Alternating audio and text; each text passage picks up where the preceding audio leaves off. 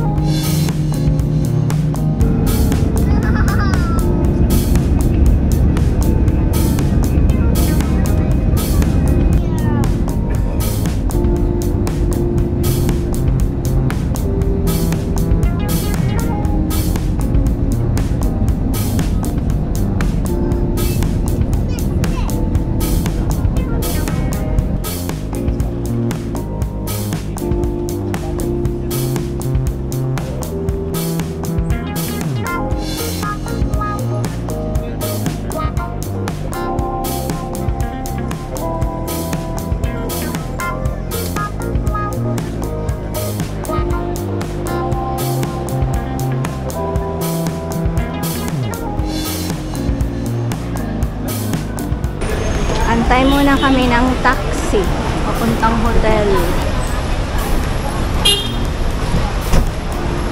So yun guys, yung mga taxi rates dito sa airport. We're here in Hop In Hotel. Thank you. This is the main door. Left side is the bathroom. Very simple. Mirror, my hair dryer, sink, toilet seat. May isang tissue, may bidet, mayroong trash bin, and then my shower, liquid soap. Over here, a full-length mirror, work table, my TV, my hangeran, and the bed. Para siyang Go Hotel. Kung nakapunta na kayo ng Go Hotel, parang ganun lang siya. Very simple, pero comfortable naman and malinis. Itong dalawang water, hindi yan kasama dito. Binili namin yan. Meron silang provided na dalawang drinking glasses at merong safety deposit box. Dalawang towel na provided. So, dito na lang kami kakain sa Bariuma Ramen para sa dinner. So, ito yung kanilang menu. Ang in-order namin itong Ajitama Uma kasi signature dish daw nakalagay.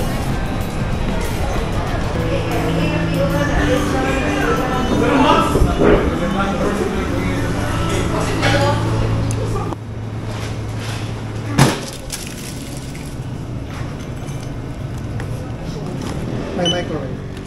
So this is our view dito sa hotel. By the way, ang hotel namin na pinag-check-inan ay Hop In Hotel. Dito ito sa may Summer Loop, malapit sa Ayala Center at katabi lang mismo ng 7-Eleven. Ang bilis lang nung biyahe namin from Legazpi to Cebu.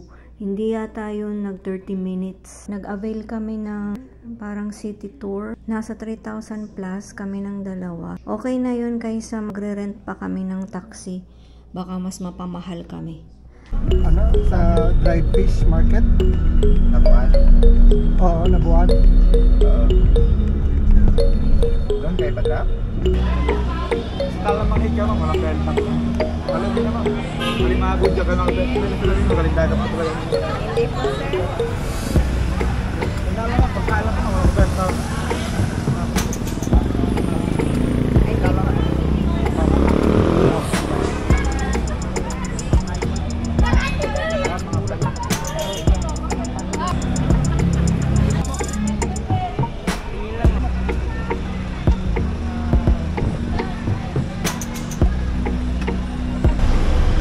So, dinala kami dito.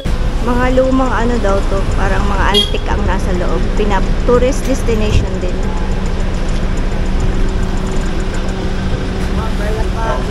Let's... Ay, meron pala dito.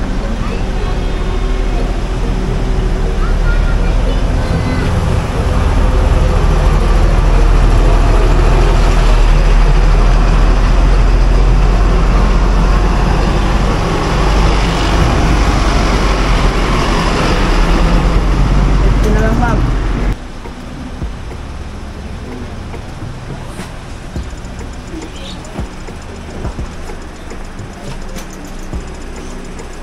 So, dito kami sa loob ng mga antique. Pinasok namin parang bahay na luma.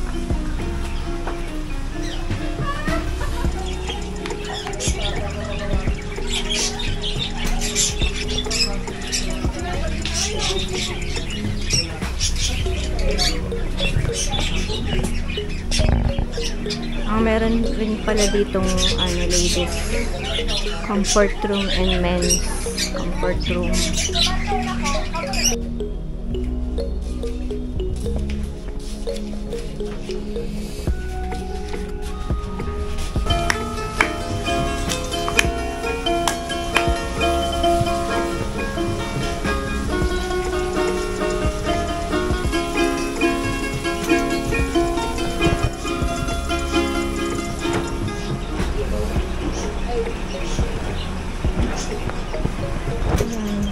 Meron ditong picture ng mag-asawa. Siguro sila yung may-ari nitong ancestral home na ito.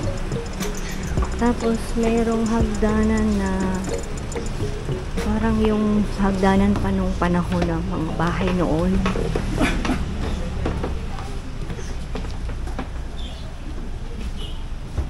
Ay wow, in fairness, ang ganda ng kanilang interior. Maganda siya. Parang tapos may siguro terrace yan. Ang ganda. Preskong presko. Tapos meron ditong dalawang upuan na dudungaw-dungaw pag may maghaharana. Ang ganda naman dito.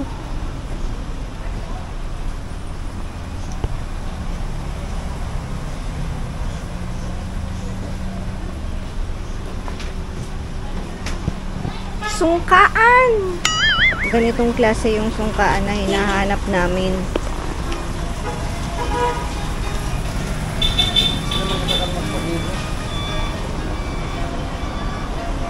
Ang ganda naman talaga dito, parang parang bumalik ka sa noong unang panahon ni Rizal.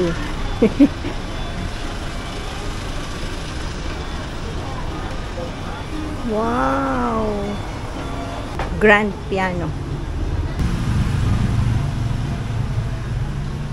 Dito yung mga lumang kagamitan. Planchang diuling. Tapos dito, meron silang mini kitchen na merong banga. Ang presko ng tubig dyan sa banga, parang yun yung panahon kung wala pang refrigerator.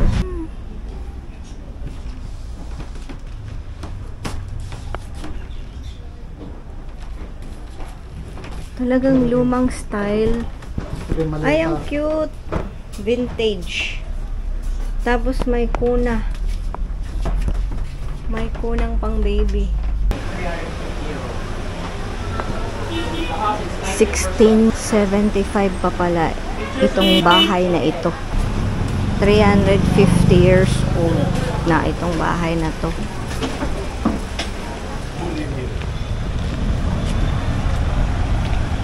El Fuerte de San Pedro, 1565.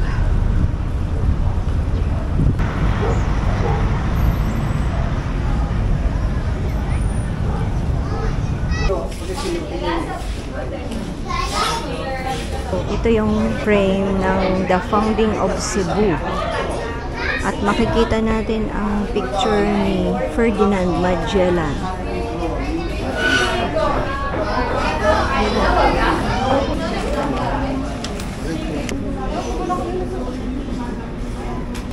So, welcome to the oldest and the smallest fort here in the Philippines, the Fort San Pedro. And this is the fortress of the Spanish colonial government from 1865 to 1898. Well, by the two soldiers of Miguel Lopez de Legazpi. Nakatago po yan dito. May nagpakita pala dyan. Yes po. Virgin of Remedies.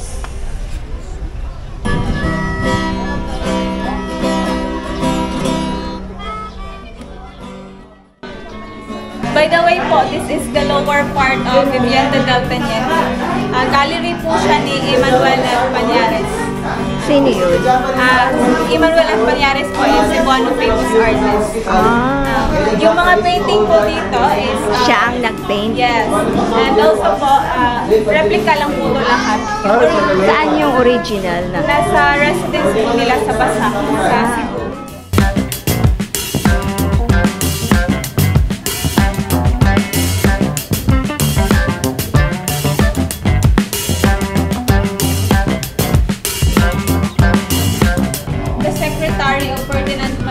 During his voyage. And siya din po yung historian who writes everything in the past. Kaya pala meron siyang pen na ano. Kung wala po siya, hindi po natin malalaman. This area is the prison cell of the Spaniards before. Noong panahon. Yes po, maliit lang po siya. Yan Tapos lang? Ayan lang, yan space na lang. Yes po, may bars pa po yan dito. Oh, ang liit lang pala ano. Siksikan sila dyan. Yan po.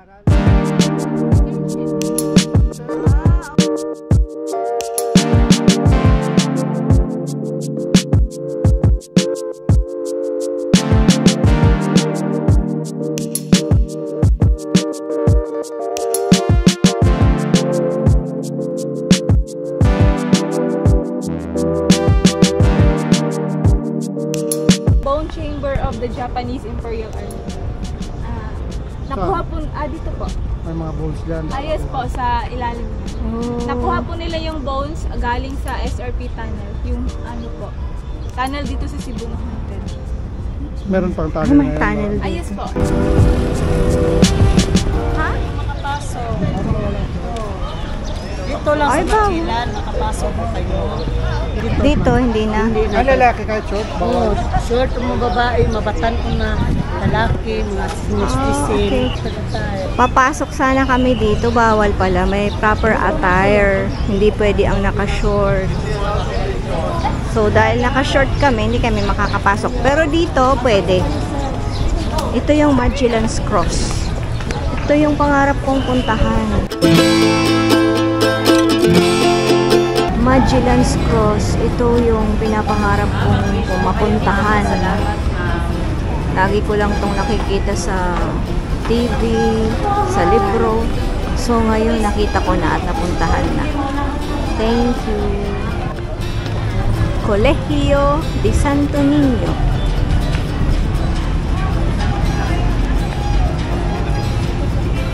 Sayang, hindi kami pwedeng makapasok dahil hindi allowed ang short. Bawal lang na tayo.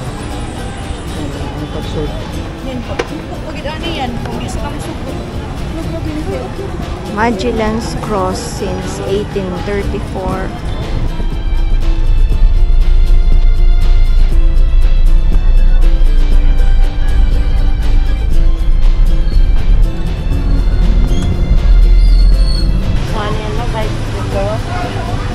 Sirao Pictorial Garden. Ang daming tao.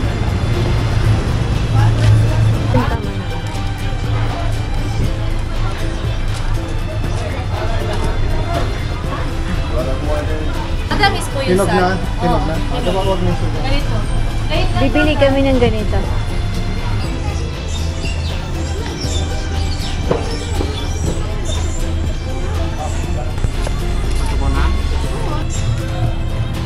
Kain muna kami nitong parang banana cue. Banana cue. Ginanggang. Ay, ginanggang. And coconut juice.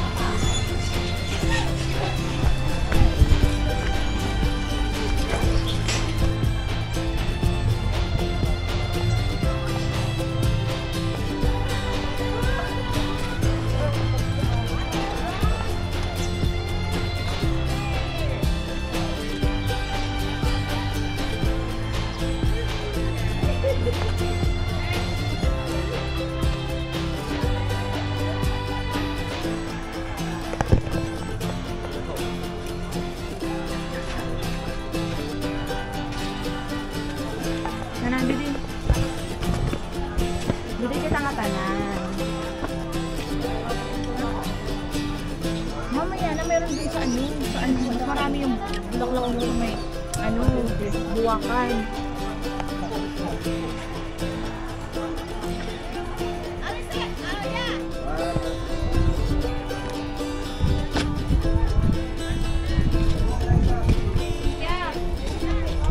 Ito yung parking space nila. Ang daming tao, ang daming turista. Puno ang parking lot. Tapos dito sa gilid, mga tindahan.